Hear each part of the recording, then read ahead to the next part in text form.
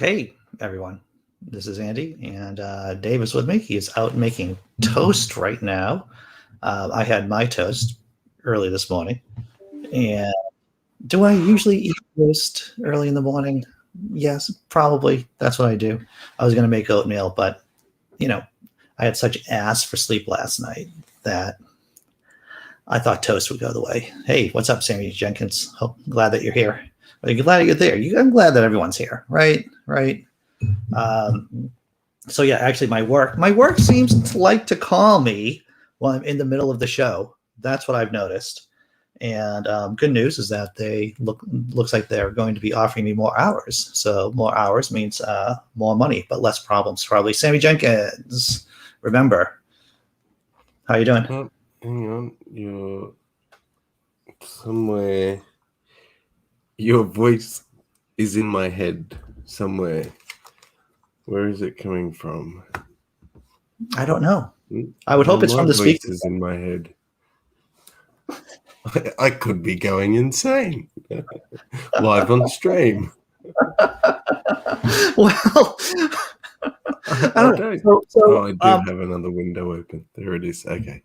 I was going to ask you if I was going to start asking you about what the date is and about this is how USA centric. I would ask you who the president is, and then it's like, oh, Yeah.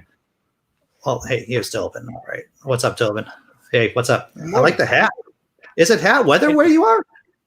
It's a little bit chilly. It's not cold, but it's a little bit chilly. Right. Sure. Well, I'm envious of the hat, to tell you the truth. I like it chilly.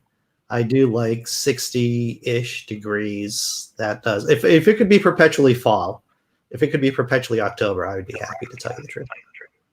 For real. I loathe summertime. As a kid, I used to love summertime. Always looked forward to it. But now it's like, forget about it. I can't wait until it's over with. Yeah, I hear you. Yeah. So, what's that, dude? I said, especially down here, it gets gross. Like you're just wet. If you're outside, the humidity is just.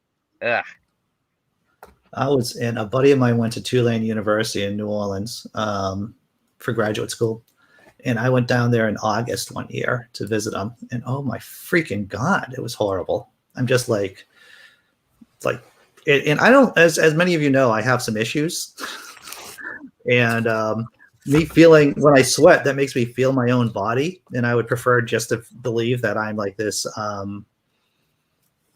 non-body person. That's what I would like. I know it sounds crazy, but the sweating just makes me aware of my body more than I would like to be.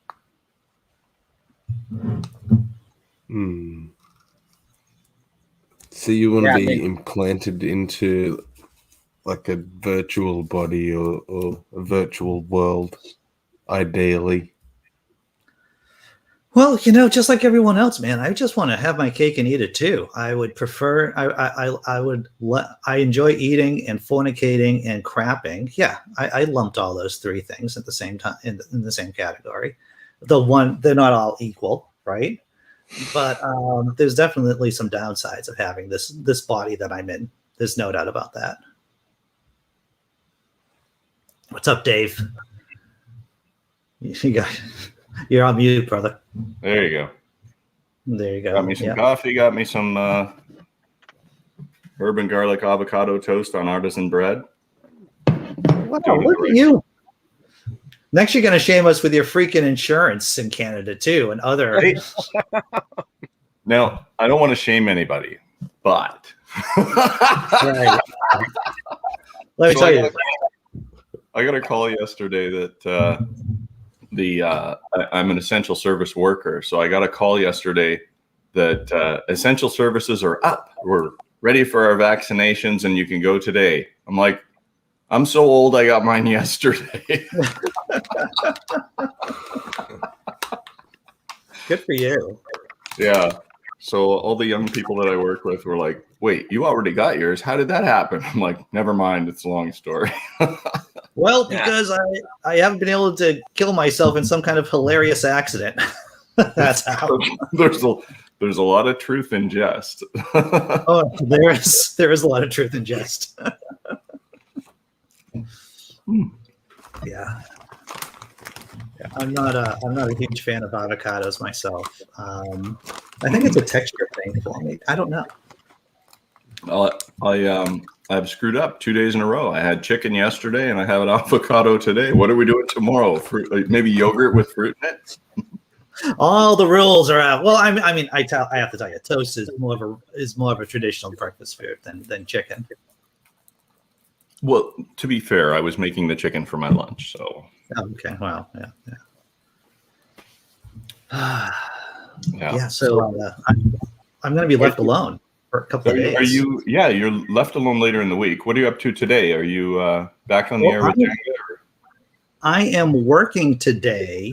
And then when I come back, the girlfriend will be, at that point, she'll be on a plane to Houston. Today? So, yes, she's leaving today and coming back on Monday. Well, safe travels to the girlfriend. Yes. I think she's actually working right now. Well, she always watches, right? She usually watches. There's sometimes she actually has to work with her brain and can't really engage. But yeah, she's on a plane this afternoon, and then, that's me until Monday evening because I'm working. So I won't see her again until Monday evening. Well, I mean, how much could possibly go wrong in 3.5 days, right?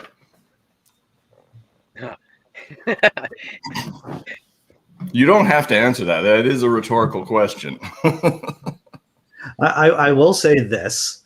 Being in this space, streaming, and being involved in the community is keeps me out of a lot of trouble. I'll say that. It keeps because now that I'm fully vaccinated, it's like, why can't I go to the pub? But well, you're going to Drinking Out Loud on Saturday at, is it 2 or 5 or it's 5 Eastern, right? 5 Eastern, right. So that's going to keep me out of a lot of trouble because if I drink here at home, the chances of me doing anything incredibly stupid gets dramatically lower. So I'll just do something stupid in front of the internet. That's all. And have it recorded for all time. Yeah. Well, of course, because that's, and I still want to say this. I still have beef with Joe Rogan, right? Running his mouth about the vaccine. He's talking about, well, when I'm on camera on my show, I'm usually high and drunk. It's like, brother, I'm usually effing drunk too on Atheist Drinking Out Loud, but I don't think I've ever, said anything incredibly stupid like don't get the vaccine. Holy fuck. Yeah, I noticed he did smoke a lot of weed on his show. Yeah, and that's fine. You smoke a shit ton. There's like a point in which you smoke weed and you're just not going to get any higher. It's just there's like there's a stigma or like weed smoking is almost like drinking a Coca-Cola. Some people get all jittery and stuff like the first time they're all caffeinated up, but if you drink it all the time, the caffeine does not really give you a jolt or anything. Smoking weed for me at this point is just habitual. Like I have to eat an edible or something that is like really strong for it to get me to go. So are you saying you're like me, Tobin, and perpetually stoned? Yeah, basically. That's it. I mean, oh shit. No, we have there's in the work world, there's the glass ceiling, and that's, sort of the area where you go up, you bump up against it, and it's difficult to break through the glass ceiling. Well, in the weed world, there's the green ceiling, where you're as stoned as you're ever going to get, and it doesn't matter how much weed you have after that, you're only going to be that stoned. Yeah, so Joe Rogan has no fucking excuse. No. Yeah. I'm with you on that. And Jesse Bear points out the obvious. Joe Rogan is known to say and believe stupid shit all the time, whether he's drunk or high or not. Yeah, just be a better skeptic, man. That's all you got to do is be a better skeptic. You can actually bust through that ceiling with different methods. Edibles can do that, and new smokers can have that happen. We call that greening out. I don't know what you call it over there, but yeah, we say, "Oh, he greened out."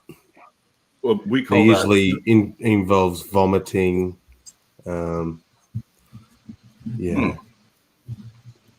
Usually we only get to that point if we're mixing weed with something. If you get to the point where you're violently ill, if your body is reacting to it like that, you either have some sort of allergy to something that's in the weed that you're probably a chemical or fertilizer or something like that, or you've mixed it with alcohol or something else that has that effect on you.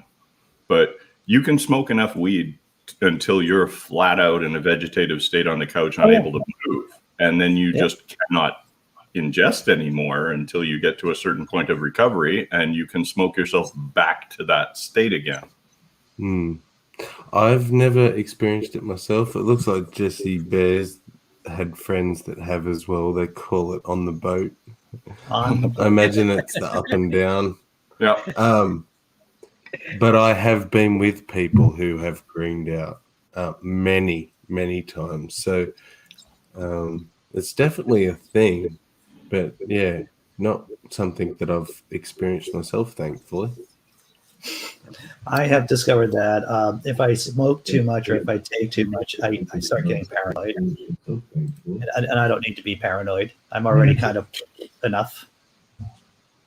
I just sleep. I just get tired. Yeah, I can see that, dude. I can see that. Oh no, Jessie Beer says she's allergic to cannabis. I didn't know that was possible. No kidding. Yeah. I mean, everything is basically, there's somebody who's allergic to it. I'm allergic to alcohol. Every time I drink alcohol, I get dizzy and I get I slur my words. And that's what we call an overdose, my friend. That's what you're doing. And that's exactly what you should be doing. That's exactly what you should be doing with nutritious and delicious alcohol. Nutritious, yeah. You got to stick to the basic food groups, right? Sugar, grease, starch, fat, alcohol, and pharmaceuticals. Well, when I was eating a lot more, in my younger years, when I was eating horribly, I would pivot from one of those food groups to another, typically while drinking. Going from the saturated fat group to the sugar group to the alcohol group, which is really just a subsection of the sugar group when you really think about it, right? Yeah. You know what's really funny? So everybody should send an email to Hostess and ask them what food group Twinkies are in, because the response is incredible. Wow. I feel like that's a challenge now. Email Hostess. Do they make Twinkies in the USA? I guess Hostess makes them everywhere, right? Oh, yeah. Yeah. Mm-hmm. I imagine there's a Hostess factory somewhere cranking out, delicious pastries like that. I haven't had one. A Twinkie is not American. Based on what's in a Twinkie, I think it's in New Jersey. Just off the turnpike somewhere. I'll say this: I battered a Twinkie once and fried it to discover what it would be like, and it was horrible. You might be surprised at this. And you wonder why the girlfriend's worried about leaving you alone. Well, when you look, tell us about your battered Twinkie. So I was bored, and it seems like a lot of my good ideas and bad ideas seem to occur when I'm bored. And I thought, well, I have a Twinkie and I have all this oil. Well, why? And I have a fry pan. Then why not? Just make a batter. A proper batter, and then just throw it in the oil and see what happens. And it I don't think it was as bad as my deep fried Spam and cheese tot. That was, or my double. Now I'm thinking about it, I should not be left near a fry later at all, or any kind of frying device. Spam, yeah, man. I mean, thank my fictitious God, I'm now a vegetarian. Oh yeah, when is that? Oh, 2012. Dude, is that for? are you going to put that in a time capsule or save that in case of a zombie apocalypse? And that's your your bug out bag on food? Neil's stream. I've been dared to eat it. So until there's enough money at play, I might have some barbecued spam or whatever. So how much would it take? And I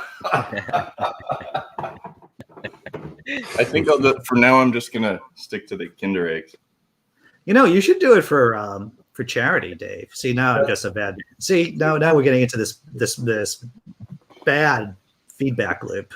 So you should do it for charity, Dave. Yeah, why not? I got vaccinated at the risk of being sick for 3 days, so why not eat the spam, right? Right. Maybe on the anniversary of the date of, so 2022. Well, I mean, I've had fried spam before. Just regular, throw it in the pan, cook it up, make a spam sandwich. Yeah.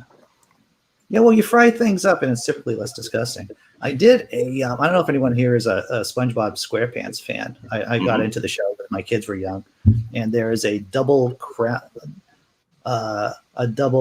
Patty sandwich that was in SpongeBob pan. And I actually there's a YouTube channel, Cooking with Babish, I believe that's the name of it. And I saw him make that sandwich. And so what I did was that I replicated his recipe. And it's basically a double fried, double battered, double cheeseburger with stuff on it. And I could, as a grown ass man, I could only eat a quarter of it because it was so heavy. It was just so heavy. We're talking about double fried Krabby Patties, Dr. Osiris, because it's the after party after show, and I guess that's what we talk about. But yeah, I ate one. My kid, who thought it was going to be tasting great, could only eat like maybe a quarter to an eighth of it. Yeah, it was incredibly disturbing. I'm surprised I'm still here with us to be doing this show after doing that. Yeah, so maybe I shouldn't be left home alone. There's a couple of really great burger places around here, and they all have one of those like burger challenge burgers where if you eat the whole thing, yeah. But they give you like 9 potatoes worth of fries to eat with it, right? So. No, you gotta have a strategy, right? You gotta have a strategy to manage that situation. There's a place down by BC College in Brighton, and they always have this Godzilla burger. This was their monster burger, the Godzilla burger. Yeah, the Krabby Patty and the candy gummy. I've never had the Krabby Patty candy gummy. I've just had the double Krabby Patty, which I don't know. Like I said, I was barely able to survive it. But the Godzilla burger, I just wanted to have because of the name Godzilla, because I'm such a big fan. Yeah. But then I saw how big the Godzilla burger is, and I'm like, no, I don't think I could do that.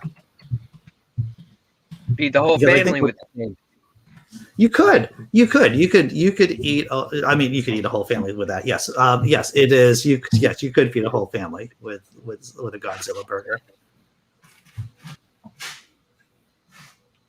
Yeah, and then in the eastern states that I've been to, in Philadelphia, New York, Pittsburgh, everywhere you go, there's a place that has eat this giant steak and your table eats for free. And that there's enough protein in that to kill a human being. If the protein doesn't get you, the blockage in your colon will. That much food doesn't fit inside the human body without a certain amount of stretching in bad directions. Yeah, it's I was at Katz's. All right, so if you're in New York City and you've been to Katz's Deli, they do like a $60 sandwich. They basically, and it's great.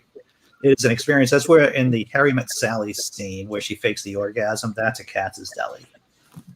It's a New York tradition. It's a great place. However, the last time when I was still eating meat, I went down there before the pandemic and I ordered a sandwich. I was like wheezing. I had the itis, so it's like I'm like really tired, and it's like, why is breathing so hard? I don't think breathing should be so hard. It's like, you ate a $60 corned beef sandwich. What the F would you think would happen to your 50-year-old body when you're eating that much corned beef? That It's is like, one oh, of my favorite website sayings is, what the hell did you think was going to happen?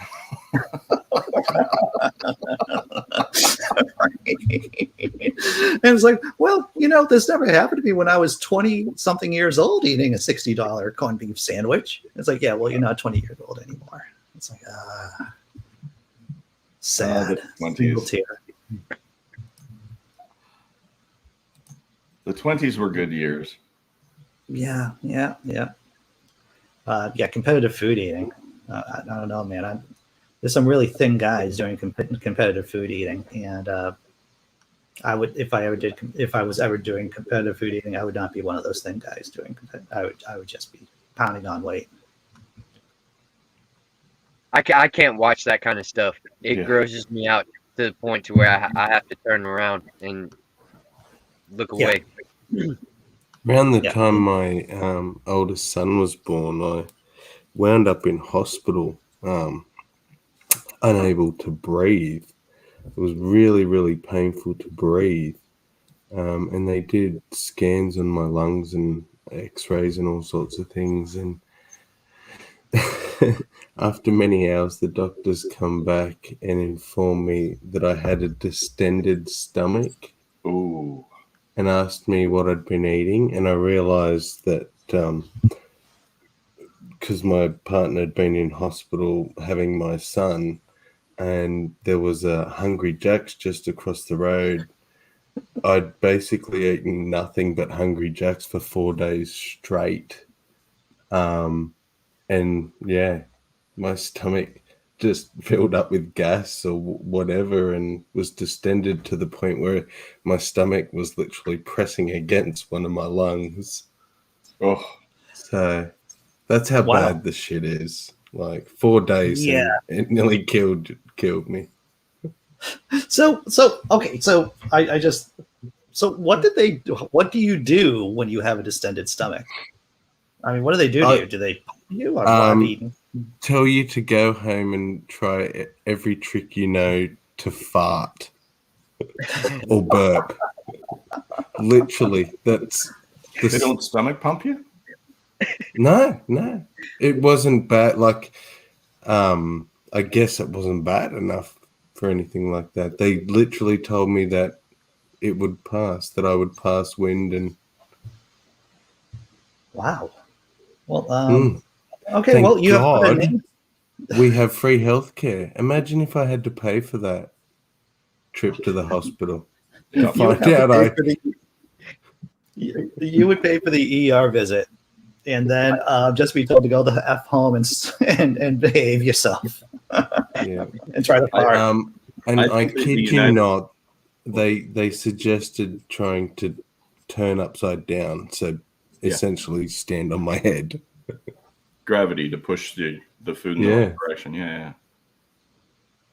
Wow. To get the gas to go from the top of my stomach up towards the intestines and things and out where it's supposed to go, because it's trapped up at the top.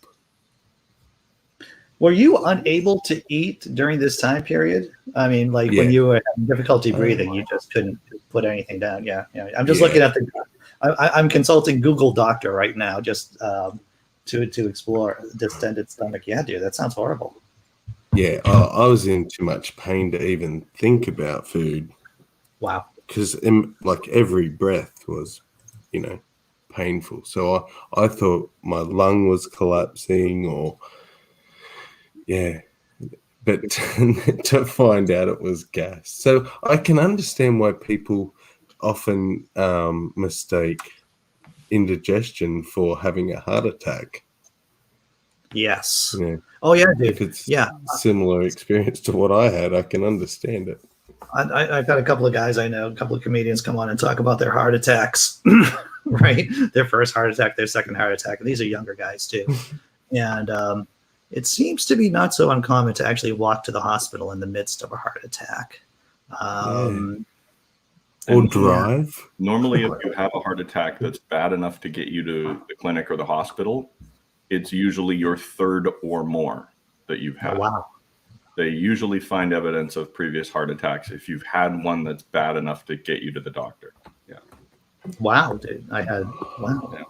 No, I wanted to throw it in there, but you talk about the universal health care in the United States and what Sammy would have had to pay for that had he been there. And I think there's a really good point in all of this, that if the United States wants to have universal health care across the board, they really can't do it in Florida, because there's so much self-inflicted stupidity doctor visits there that you'd have to somehow cut down on that, or have like some sort of surcharge. Is your wound self-inflicted? Yes. Okay, this isn't going to be covered, right? Was the gator that bit you your pet? I'm just saying, there's got to be some sort of exemption for that from social health care. Yeah. That is man, if there was a stupid tax, I think no one would have money. That's what I think. We're such a stupid species. Yeah. There'd be like no one with cash. We'd all be in debt because of the stupid tax. Was the engine in your vehicle made for some other type of vehicle? Yes. Okay. It's a Cessna engine in a Nova, right? No, you should not do that. Yeah. Wow. No. There was this old show. Well, there's a show, Car Talk, right, on NPR. Sorry, what was it called? Car Talk. Right, Yeah. Car Talk. It was a mechanic show. You call in, the two brothers would talk. They were in a garage and everything. It's off the air now. One of them had dementia and died, unfortunately, a number of years ago. But they ran their own garage, and it was a do-it-yourself garage, because a lot of jobs on your car requires a lift, right? And so people would come in and use the lift and use the tools that were there to work on the cars. And so this is what one of the brothers would always go when a new guy comes in, or a new person comes in to work on their car. It's like, well, he goes, you would think. And by the way, this is advice that I have taken near and dear to my heart. I've probably ranted this a couple of times on Atheist Drinking Out Loud. It's like, you think that you're here to fix your car, but that's actually not the most important thing to do. The most important thing to do is not to hurt yourself. You might think to yourself that fixing your car is the second most important thing that you do. It isn't. Don't make the situation worse. Don't make whatever's going on in your car worse. So the first rule is not to hurt yourself. The second rule is don't make the situation worse in your car. And then the third thing, if you are able to accomplish 1 and 2, then fix your car. And that's those are rules I try to live by, not to hurt myself and not to make the situation worse. Yeah, I like totally that. agree with those. Totally. Yeah. Yeah, I work in a situation where we sometimes work alone, we sometimes work in teams, but we're always working around other people. And rule number 1 is safety first. Take care of yourself. Make sure you go home safe at the end of the day. Rule number 2 is make sure everybody else you're working with goes home safe at the end of the day with a paycheck. Oh, good. I like that. I like that a lot. Yeah. Yeah. But yeah, I love those car shows. If you haven't seen Derek on Vice Grip Garage, he is super smart, and he plays such a character on his show. He's a great mechanic, and he says a lot of things on the show, like under here you'll see a lot of rust and rust holes, but we're gonna just pretend we didn't see that. Then he says he's doing the brakes on a car, and he's like, well, a real mechanic would take this little nipple out of here and they'd open it up and they'd bleed the brakes. But this car's 35 years old and hasn't run in 11 years. So as soon as I put a wrench on there, that's going to break off. So I'm not going to do that. I was living in this house that was built in 1855. And so, I'm not a big, hands-on person, but whenever I tried to do something, it was I don't want this thing to fall apart. I was always gentle with the house, because you never know what's going to happen as soon as you start mucking around with something. Yeah. There's a lot of times with those refurbishing jobs, it's better just to rip everything out. Yeah. And start new. You Because want you to start peeling away, you try to get this little piece out, and then you break something else. Yeah. Do you remember Great yesterday laugh. I showed the Sammy, were you going to say something, Sammy? Just on while we're still on mechanics, if you want a really good laugh, there's a show. I think it's early '90s. It might be a short film. It's called Bush Mechanics. Oh. Google it. It's on YouTube. Watch it. It's a group of indigenous guys. They've got a little band, and they have to get to this pub in the outback. And they have no vehicle. They manage to commandeer a vehicle, but it's a lemon, and it falls apart as they travel through the desert. And that the things that they do to this car, it's got like busted wheels stuffed with spin effects and wooden axles. I kid you not, a wooden axle. And they make it, but by the time they get to this show, the vehicle's, literally made of bush. Nice. It's hilarious. I highly recommend checking it out. Yeah, I've been out 4-wheel driving and had to improvise, and we had a guy in a Jeep blow a rear axle. So we ended up with 3 guys basically standing on the bumper on the front to get enough weight over the front wheels to drive up the hill to get out. We got most of the way out and then had to winch the truck up the last little lip over the top of the hill.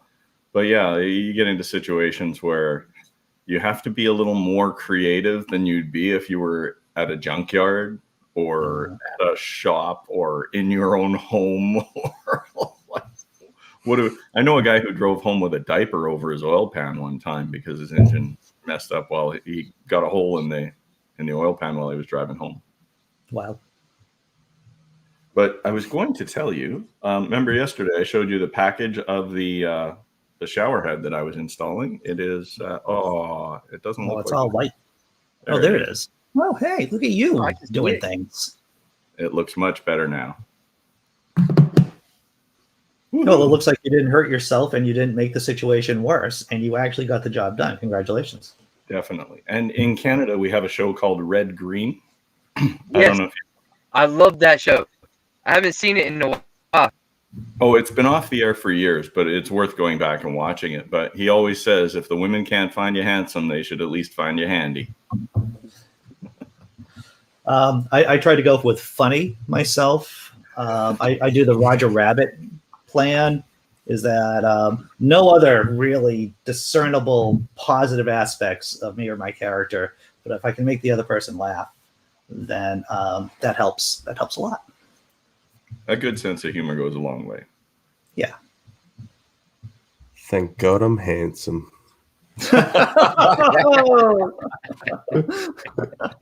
On fire. Yeah. I have had several guys walk by me in the bar when they see me talking to a woman, and they kind of look at her, look at me, and look at her, and look at me, and they're like, what the fuck? Is that her brother? Yeah. How is this dude making time with her? So I got this story. All right. So I was dating this girl. And we were in DC together. We were at a club. Well, at a bar. Then it turned into a club. There was DJ set up and everything, and we were dancing. This just shows you how drunk I was. This is about maybe 6 years ago, and I had to go to the bathroom. So these young girls went over to her, and they said, "Do you need any help?" And my then girlfriend goes, well, "What do you mean?" "Well, there's that old guy, dancing with you." And she goes, "My boyfriend?"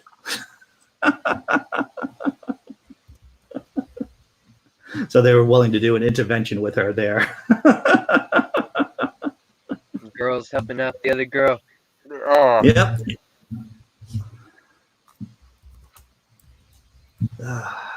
See Paul Camish in the chat, coming home from work. Glad to see you here, Paul, in the chat. Did you really do that, John Hudson? Or are you just being funny? Where's John? Oh, pissed in my radiator. I don't know, man. That doesn't work, does it? It would probably work. Would it work? If you're desperate.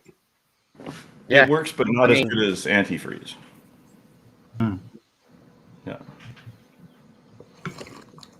One of my many lovely childhood memories was one time I was in Canada. I might have been 7 years old, and we were in Nova Scotia, going up and down the hills, up and down the hills. And so the station wagon my dad had would the radiator would just crap out. It would just overheat when we got up to the top or near the top of a hill. He'd get out of the car, do something. I don't remember what because I was only 7. And then we would go down the next hill, go down the hill, and then go up the next hill. The same thing would happen, replicate over and over again up until the time we got back to civilization. Because there weren't any cell phones. I'm trying to figure out the logistics of pissing in an overheating radiator. I've got as long as you a can visual of John up on his bonnet.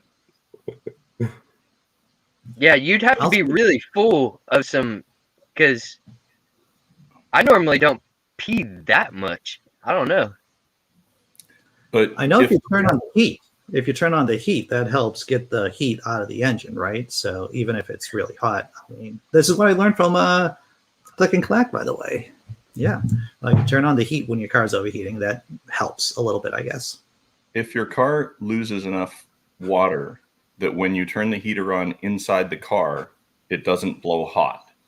If you have a small leak, if it's just a tiny little leak and it's gotten down so low that it's no longer at that level, that means the water's not circulating through your engine. If you pee even a liter into the radiator, it will raise that level up enough that the water pump can then work and move the water around, can get you to safety. If you have a massive leak and you plug it, peeing in the radiator will only make it smell bad. Save words of wisdom. Fox says, I knew a dude that filled his radiator with moonshine. Started up and realized external exhaust leak. How about that? Yeah, that could cause a serious problem. Yeah. Indeed. That could turn your car into a jet aircraft rather quickly. Yeah, I was sitting there thinking about how would that actually, what would be the result of that? Of moonshine?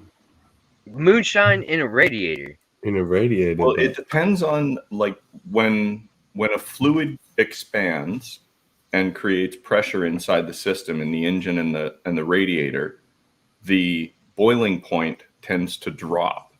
So that's how antifreeze works. Is it not only antifreeze is made to move heat from the engine to the radiator and then expel that heat in the radiator as it passes through. So it has to be able to absorb heat, but it also has to be able to dissipate heat. But it also has to not boil at 180 degrees, right? So as long as you put a fluid in there that doesn't boil at the regular riding operating temperature, which is usually between about 150 and 220 degrees in the engine, depending on the engine and where you're driving and all that, as long as it doesn't boil off and steam out and blow a hose or pop a lid or something like that, it will still, as a fluid, it will convey heat out. It just won't be as good as using actual antifreeze, glycol alcohol. This brought up a story of mine. In Starbucks, I was a barista at Starbucks, and I had just gotten to where I was making the coffees and stuff, and this customer asked me, they were like, I want my coffee really hot. I want it at 210 degrees. And I was like, okay. And the little wand, it'll allow you, it shows the numbers as the temperature is raising up. And I was like, okay, 210 degrees. And I'm glad I was paying attention because it just boiled up over the side of the cup. I was like, wait a minute, you can't get it 210. And the lady still was mad that I wasn't giving her hot enough coffee. It was the strangest thing. There's some really weird people out there. 5 minutes with working in the public will show you that, brother. They're just okay. I just had to Google that. It's at basically 100 degrees Celsius, which is boiling point. And once it's boiling, it's going to turn to steam. It's going to evaporate. It's going to boil away. Yeah. You know, Yeah, So what did she literally want it bubbling in her cup when you handed it I to think her? that's yeah. You You could know, have added like 4 tablespoons of salt. That might have Oh. helped. Well, who doesn't want a salty Right, make it a coffee? little bit more denser. Salty coffee. Yeah. So whenever someone says something crazy like that to me, I always ask. My first reaction is to ask why, because I'm intrigued by whatever thought process is going on back behind their eyes. And sometimes they come up with some really crazy theories, some really crazy. It's like, well, this is how I think the world works. It's like, very nice, very good. I think there's some people who never hit that point of maturity where you realize, and it happens, I think, about 5 or 6, I believe, when you realize that there is a world outside of you, and that other people have other thoughts. Yeah. When you're 6 and you say, "Can we have candy for every meal?" No, that's not good for you. That's not healthy. Wait a minute. Why wouldn't you want candy? It tastes wonderful. Well, I just want to say right now that I am a solipsist, but I also hate myself at the same time. So that explains everything for me. I like that. Yeah. But yeah, you're spot on, Sammy. There are just some people out there who just well, it's difficult when you think about it. Being able to put yourself in another person's shoes, that requires not only an emotional component, but it contains a cognitive component too. It takes abstraction, the ability to do abstracted thought, and not everyone can do that. I know this isn't a surprise to anyone in the chat or here on screen with me, but some people have a lot of problems with abstraction, with being able to think abstractly. In fact, if that wasn't the case, none of us would probably be sitting here. This show wouldn't exist because we'd have nothing to talk about. There'd be nothing to talk about. That's right. It would just be a really boring show talking about how well people are doing. The comedy would be dead. There'd be no comedy. There'd just be maybe pratfalls, and then people would just say, "That's just mean. That's just mean. I can't relate to this in any way." You could just do one show and just like hit replay every day. Yep. Yeah, and it would be just as popular as this one, to tell you the truth, Dave.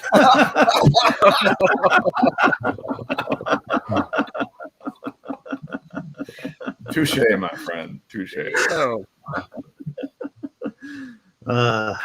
Man. I haven't Brainbug mentions. I believe that's on Tangelo, struggle, abstractions, and analogies. I haven't I haven't learned enough about on Tangelo. Tangelo. What his shtick is. He's shown up on the channel on the chat a couple of times trying to get people to debate him. And as many of you know, I have a pretty low tolerance for trolls. Whenever I have spent time talking with Christians, like, it's really strange. Like, I try to take them on a very simple hypothetical, like, I have a box of Tic Tacs. And it's clear box. You can see all the Tic Tacs. And it's weird, as I go through the hypothetical, it's like they're always trying to figure out where am I going to take them and how am I going to trick them. And they say, well, how do we know there's that many pieces in there? Or like it gets weird. And it's just like, no, I'm trying to make this very simple. I'm not trying to make it very hard. Dude, I'm with you on that. Anyone who sat through philosophy 101 philosophy class and the professor is just doing a simple thought experiment, there's always people who will not accept the boundaries of the thought experiment. It's like, no, just stay with me for a minute or two. Just stay with me for a minute or two. I think guys like Tangelo, and I don't know. I've seen a lot of his interactions. I've seen a couple of his debates, and he's been in a lot of chats with me. I don't have a lot of time for him. He's simply frustrating. But I think engaging with people who are like him is a disservice to the majority, and I mean the overwhelming majority of questioning theists. I don't think I don't think the majority of theists and questioning theists think like him. And I think bringing attention to him and engaging with him trying to engage with him in a meaningful way is a disservice to all the people who genuinely want to engage in a meaningful way. I definitely see your point on that, Dave. Yeah. Yeah. Though I am playing around with this idea in my head about doing a show called hey, thanks, Troll Lives Matter. I hear you. I hear you. But I have to tell you, as anyone who knows knows my semi-autistic center that I have here in my heart, that I've taken 3 vows of poverty in my life: being a father, doing the job that I do, and being on social media. So I would like to consider myself to be somewhat not influenced by my patrons or members or people who give me money. But that may just be a fantasy in my head. I don't know. But thanks for the $2, man. I appreciate it. Yeah. I think we all bend the way the wind blows. Yeah. I think I have I live out this logical fallacy that anyone who knows me in this space or in real life knows that as soon as the wind blows a certain way, I'm going, and I think this is a comedian thing too, to tell you the truth. It's like there has to be something wrong. If there is the Vox Populi logical fallacy that you just kind of, the crowd is right. So many people, the majority of people agree with this position, so it has to be right. My first instinct is that if I'm in a group of people and everyone's agreeing on something, I'm like, I don't know. Now I feel like even if they agree with me, I have to start questioning myself. It's like maybe I'm wrong on this. I don't know. But that's like I said, that's like a knee-jerk reaction of mine. Just like when the wind blows, I mean, even though it's pushing us in a direction, we all lean into it to stabilize ourselves. Yeah. So just like social media tries to push us in a direction, we all lean into it and we fact check and in a perfect world, Yeah. And Indeed. Ox, some of us were trolls before the internet, right, bro?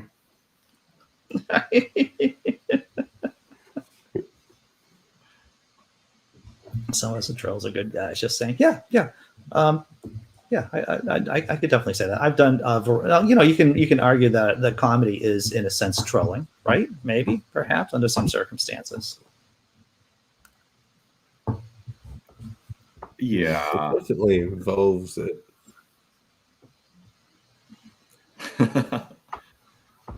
Comedy is also a lot more difficult than it appears, right? Like, especially considering the number of variables involved. If you're a doctor, you want to get somebody to better health or to complete health. Yeah.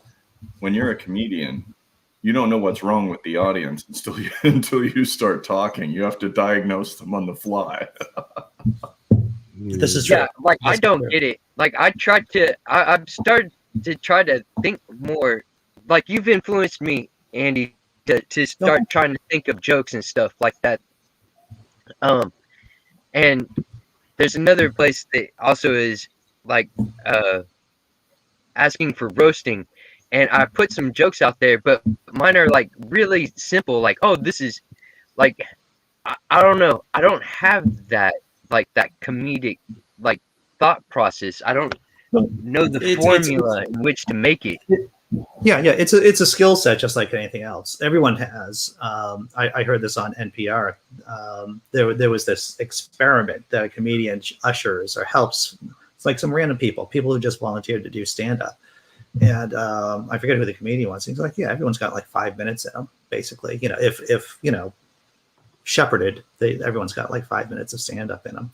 And it's really just, it's a skill set in the same way that you guys are talking about mechanical things, which just seems to be like foreign, like you guys speaking Finnish basically to me. But learning how to do a joke, it's it has its own algorithm to it. When I was listening to an interview with comedy writers over on The Simpsons, and there's basically 2 different ways of writing jokes. One is the strictly intuitive way, in which the joke just comes out of the ether, basically. And then there's another one which you've which you work diligently on the algorithm of set up, payoff, set up, payoff. I'll give you an example. Like Mark Maron, most of the time he talks about just knocking around topics on stage. And so that's more of an intuitive way. And then if you look at how Jerry Seinfeld writes jokes, where he has like just a lot of paper, a lot of legal pads dedicated to cereal or Pop-Tarts. And that's much more of the latter part of just, working through the algorithm, basically. But each one is valid. Which ones that you want to do. I guess it's a lot to do with your audience too, your target audience, because that latter style you're describing does not do anything for me whatsoever. Yeah. Far too predictable. I like my comedy to be unpredictable as possible. Oh, so do I. Yeah, I like the Andy Kaufman stuff. Well, obviously the stuff that I share here, that's off the wall comedy. I do like. Oh, that's comedy. Yeah, right. That's comedy. I don't know what. We live in a world where that line has become somewhat blurred. I thought that was just a manifestation of symptoms myself, but if it's comedy, okay. Andy, have you ever written a piece or a joke that was exceptional, but it wasn't something for you and you gave it to somebody else? Oh yeah. I had I wrote a joke for, and they didn't take it, for a female comic that had something to do with cum and toothpaste. I forget what the joke was. And see, this guy gets it. And it's funny right there. What more do you need? It was not right for her. And it's like, all right, that's fine. Yeah. There's some great female comedians out there, and there's some really, really funny people who are just, you can talk to them and they're naturally funny. And there are some exceptional comedians who write jokes. Yeah. And I think there's a lot of people who like only one type of those. Like there's a specific genre that makes them laugh. But I love comedy in all its forms. I love really bad dad puns. I love storytelling humor, like The Machine, and then there's guys who can just come out and do one-liners for a half an hour and make you just chuckle. Yeah, definitely. Yeah. You can typically, it's interesting. Most people that go into comedy, they come from either a writing background or a theater background. And when you see them perform, it's always interesting. I'm always thinking, it's like, I wonder if they're from a writing background or a performing background. The performer backgrounds are much more fluid in working with the audience and being in the moment and in the pocket. While a lot of the people who are from a writing background, they're in love with their material. I come from a writing background, obviously. So, yeah. But actually being in this space helps me interact and being in the pocket and coming up with jokes on the fly. So this has been very instructive for me, being on YouTube. And do you find it more difficult to write material for yourself, or would you find it easier to? Oh, really? I would say that I'm in the Jerry Seinfeld camp when he said that actors and comedians do two different things. Actors try to be different people, while comedians just have to be themselves, and it's really an exploration of the self. That's paraphrasing what Jerry Seinfeld said. So yeah, it's really just discovering more of me, as horrible as that sounds.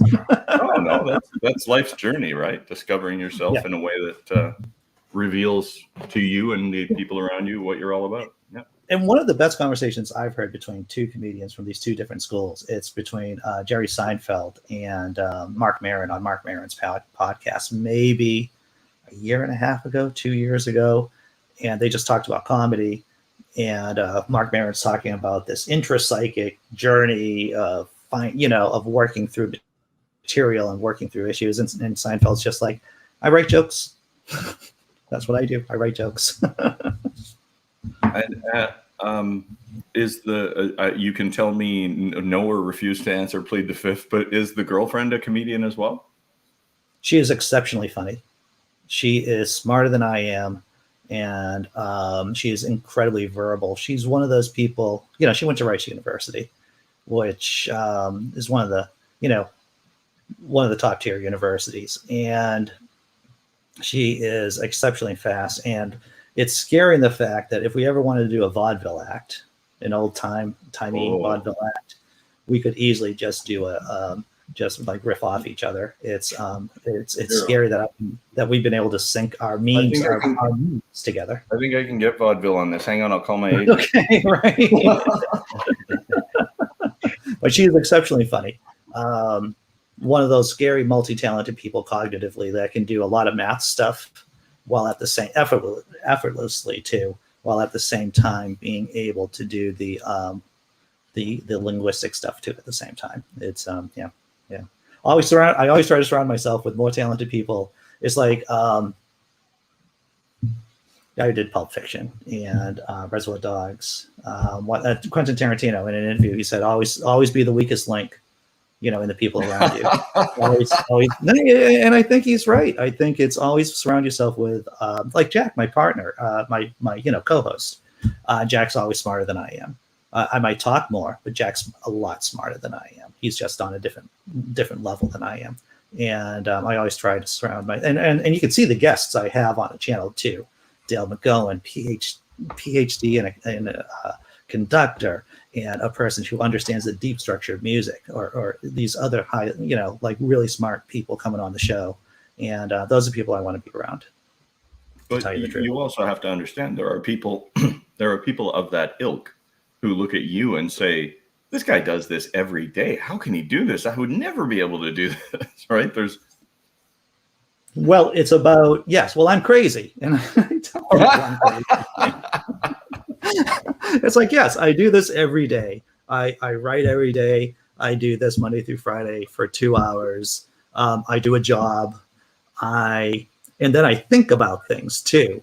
I think about the jokes. I think about the content. I do a lot of research before I come on the show. And then when I do the way how I write my blog articles these days, I've been doing a lot of, because of, and I don't want to get into the deep structure of my shitty 500 word blog articles, but they are structured so that the Google search engine, kind of picks them up after some time. So yeah, I think about a lot of things. You would think I would be much, and it's about grit, basically. It's just about being passionate about your work, because I don't see what I do as work. I just like what I do. Yeah. It's a labor of love. Yeah, exactly. Like when you're doing music, you probably don't see that as work, right? It's just something that you do. No, I'm just playing around. I'm doing what I've been doing since I was a little kid because I like it. Yeah, exactly. Basically. Exactly. Yeah, if you're spending most of your life doing things that you enjoy, that you're good at, you're winning. Oh yeah. This is true. My girlfriend was asking me what I'm doing this week, and it's like, well, I'm just doing more stuff that I would normally do if you weren't around, which is basically I'm doing a few more streams. I'm doing more writing. Be doing some more drinking too. But Does the girlfriend also drink? Yeah, I have stories about us drinking. Yeah, I can't even believe that I haven't even talked about our drinking adventures. It's been crazy, to tell you the truth. Don't get yourself in trouble. Yeah. But we mesh very well together. Are you both? Are you vegan or vegetarian? Vegetarian, and she is a pescatarian. I don't know. She eats fish basically. Right. She eats fish and shellfish, and I try not to shame her. While Being she's in eating Massachusetts, there's a lot of good seafood out there too. Oh, there is. Yeah. There is. And to tell you the truth, before I became a vegetarian, I was just in fear of the ocean in terms of the mercury, the chemicals that have been going into the oceans for decades. I remember when my then wife was pregnant, and I'm reading through pieces about how doctors are recommending pregnant women, not to eat a lot of tuna fish or swordfish. And I'm like, that can't be good. That can't be good for me, right? Because, so I've just been paranoid about the ocean for a long time. I haven't heard any tests about that lately, but years ago when Greenpeace was very active out here in the Pacific Northwest, they were doing studies on the salmon and the whales and the bears and the actual chain of heavy metals and mercury getting into the food chain. Oh, yeah. And there were actual cetaceans, different whales and and large mammals that were dying of poisoning from those heavy metals. And I haven't heard much about that lately. I think that, between the EPA, that's because of the concurrent apocalypse. I don't know what it is. During the Trump years, probably, and COVID and everything. It obscures the other smaller known apocalypse. Well, we have had a lot of changes out here on the West Coast. When the ships come into port, they run shore power, so they're not running their engines. They're not allowed to drop their waste within 200 miles of our shore, so it all goes down to like past San Francisco. Right. San Francisco, very nice. Well, they're the USA. They're going to pollute. And now we have whales coming back. Like we've seen whales in the harbor now, right? So it seems like we're heading in the right direction, but we have taken baby steps. There's a long road ahead of us. Well, that the question is whether or not it'll be good enough, right? I mean, people, it's an hour. I gotta go to work, guys. I gotta go to work, chat, and everyone. So I'm gonna have to sign off really abruptly, unfortunately, because I gotta eat my food and then go to work. So thanks for showing up. This has been a lot of fun. And are we doing the same crazy thing again? I'm doing the same crazy thing again. If people show up, that's great. And I'll see you all tomorrow. Latest. Hooroo.